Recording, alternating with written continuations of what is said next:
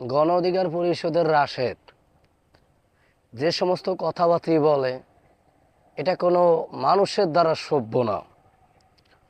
ও একবার বলে জামাতকে লঙ্গি নিচে পাঠিয়ে দেবে, ও আরেকবার বলে মুফতি আমির হামজা তাকে কোনো জায়গায় ওয়াজ মাহফিল এবং খুতবা করতে দেবে না, এবং তাকে বলে সে নাকি সন্ত্রাস।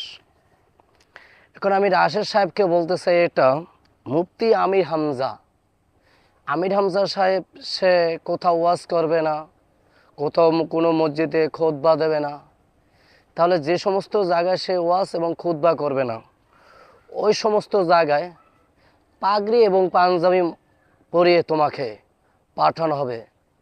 সামনে থেকে আগামী থেকে তুমি খুতবা দেবে এবং প্রতিটা জায়গায় যে ওয়াজ মাহফিল করবা, ঠিক আছে?